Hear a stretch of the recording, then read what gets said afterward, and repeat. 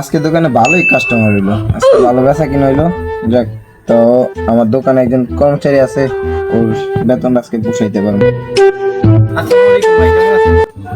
ওয়ালাইকুম আসসালাম ভাই, ভালো আছেন? কি লাগবে ভাই? ভাই একটা লাল রং লাগতো। ভাই ভিতরে এসে বসেন, আমি দিচ্ছি।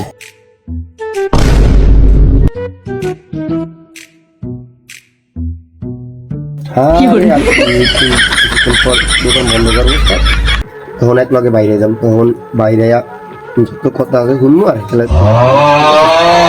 এই নয়ন, হ্যাঁ ভাই, বাইরে একটা রঙের বাড়াই না দিত পিছন থেকে, যা। আচ্ছা ঠিক আছে ভাই, দিতেছি।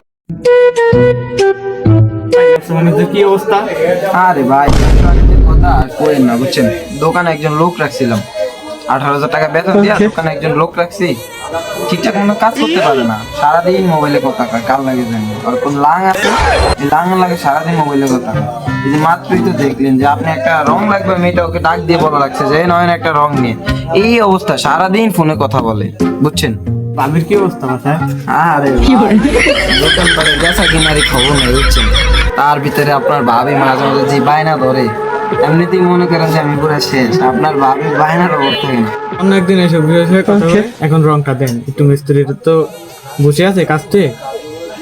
কিরে নয়ন, রং কি পাইছস না বানাইতাছস? কাস্টমার তো যাবে গা, রংটা নিয়ে আয়।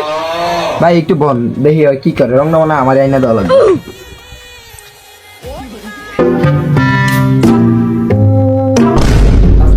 গজবেরে কইছি রং দিতে, গজব এনে বইবে মোবাইলে কথা হয়। এই গজব, ওস্তাদ রংটা লইছি, ও ভাই যা মোহাম্মদ দারে। ছাই আপনি কি রং লইছেন দেখি, একটু দেখান ছাই আমারে। ওস্তাদ এইটা লইছে, এইটা। এই জানোয়ার, তোর বিষয়টা লাল রং লাগে, তুই একটা কালো রং লয়ে বইরে রেছস। ধর ছাড়, এই যেটা থুইয়া ওই যে বাটাটা লন, ওই যে লাল রঙের ওই বাটাটা লন। ভুলে গেছে, সরি, আমি এখন নিয়েছি, আমি জান কাস্টমার লাগে কথা বল। জানোয়ার আর কথা কইস না, একটু তাড়াতাড়ি আয়, কাস্টমার দাঁড়া রইছে, আমি গেলাম।